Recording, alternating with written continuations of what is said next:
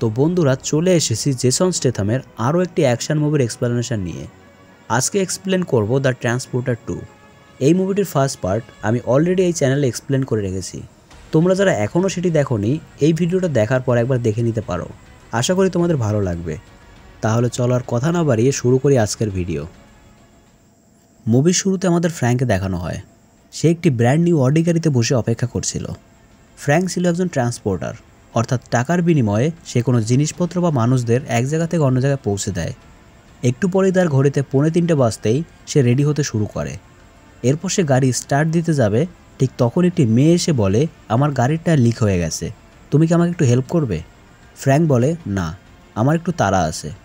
এটা শোনার পর সঙ্গে সঙ্গে মেয়েটি একটা বন্দুক বের করে এবং তাকে গাড়ি থেকে নামতে বলে। ফ্র্যাঙ্ক গাড়ি থেকে বেরোতেই বেশ কয়েকটি গুন্ডা সেখানে চলে আসে। আসলে এরা সবাই ছিল গাড়ি চোর, যারা লোকজনদের ভয় দেখিয়ে তাদের গাড়ি এবং টাকা পয়সা চুরি করে। কিন্তু তারা জানতো না আজ তারা কার সাথে টক্কর নিয়েছে।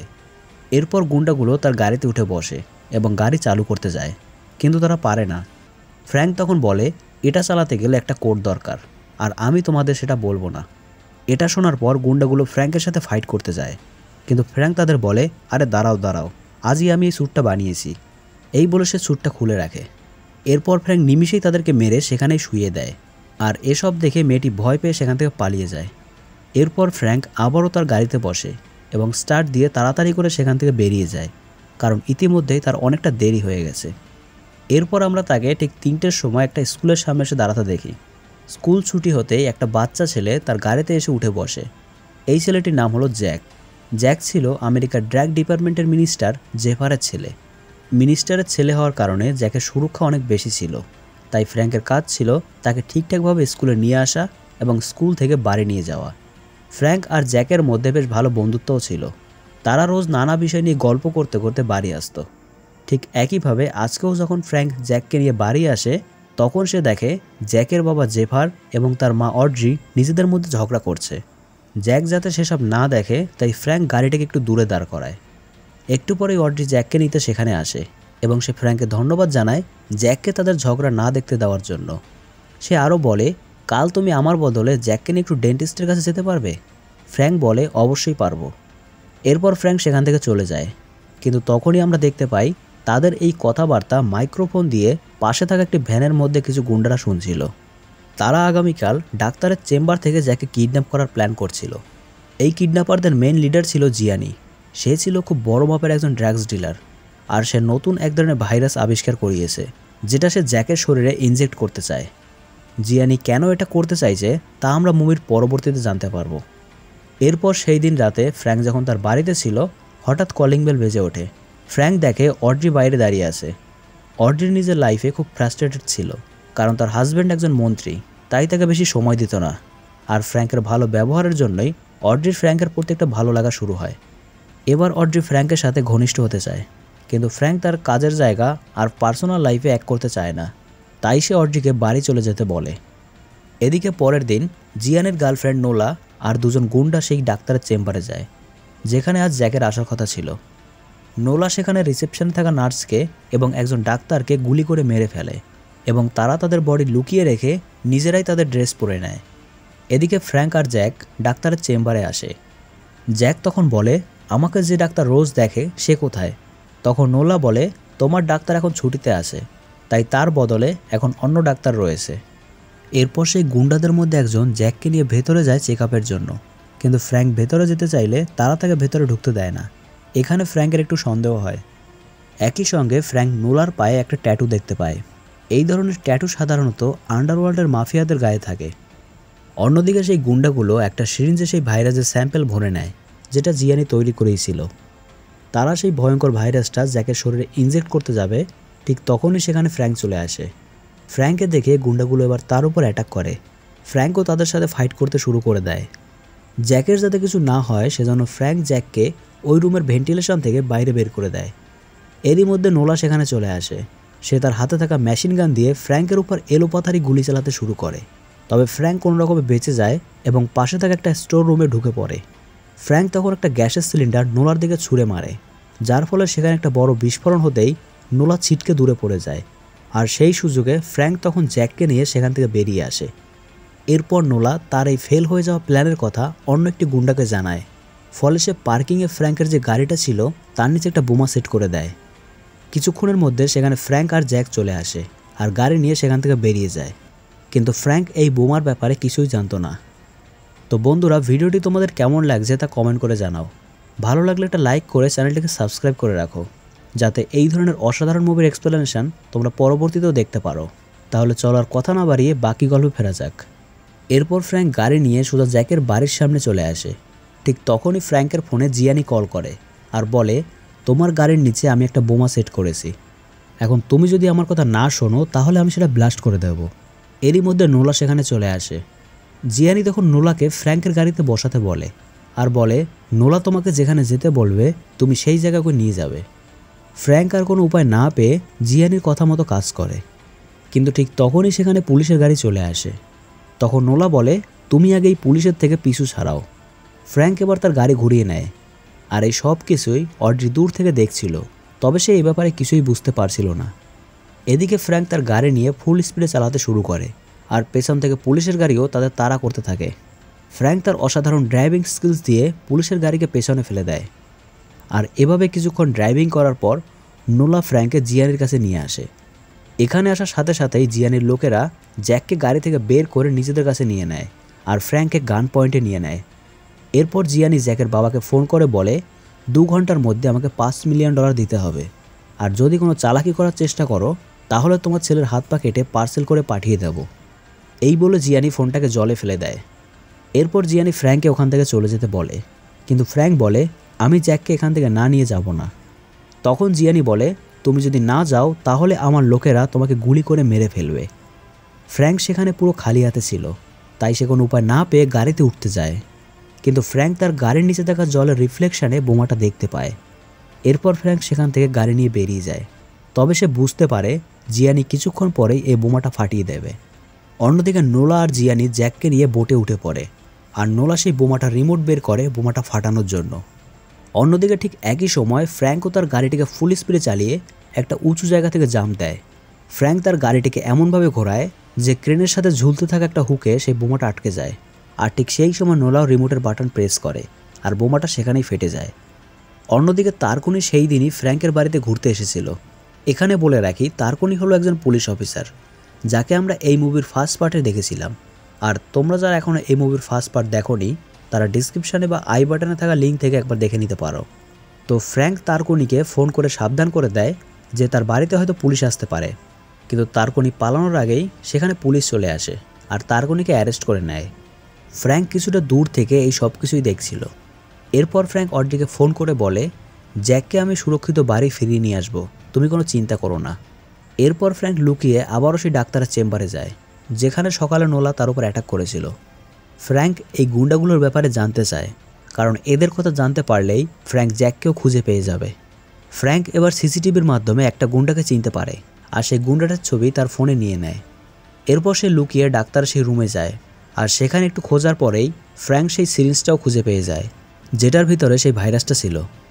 কিন্তু এরই মধ্যে সেখানে দুজন পুলিশ চলে আসে।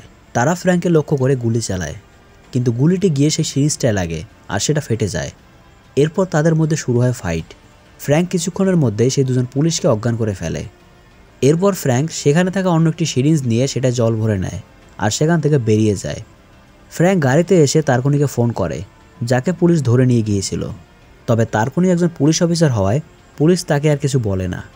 এরপর ফ্র্যাঙ্ক তাকে সেই গুন্ডাটার ফটো পাঠায় এবং তার ব্যাপারে সমস্ত ডিটেলস বের করতে বলে।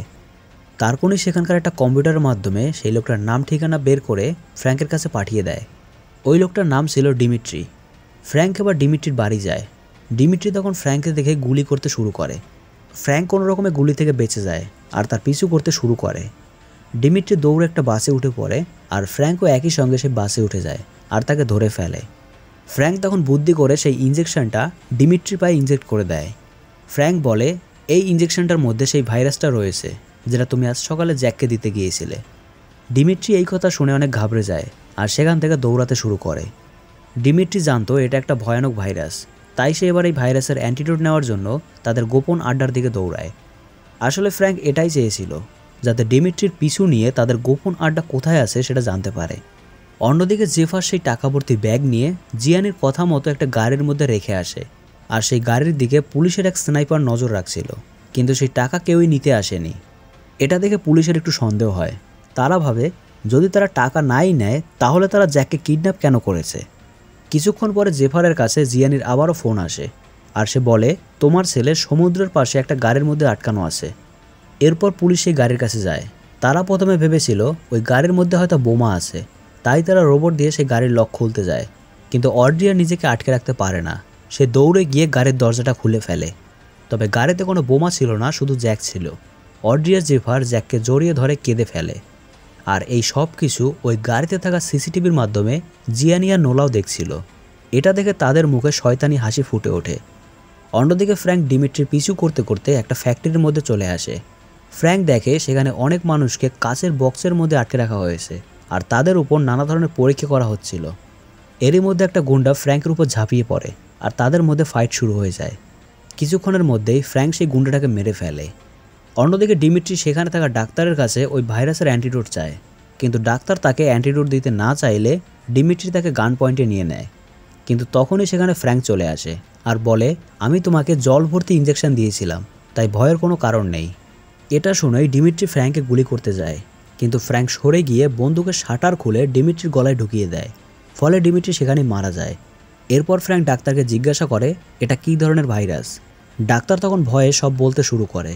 সে বলে এই ভাইরাসটা যার শরীরে প্রবেশ করবে সে 24 ঘন্টার মধ্যে মারা যাবে, আর এই ভাইরাসে আক্রান্ত ব্যক্তির কাছে কেউ যদি শ্বাস প্রশ্বাস নেয় তাহলে সেও এই ভাইরাসে আক্রান্ত হবে। একমাত্র এই অ্যান্টিডোটই পারবে তাকে বাঁচাতে।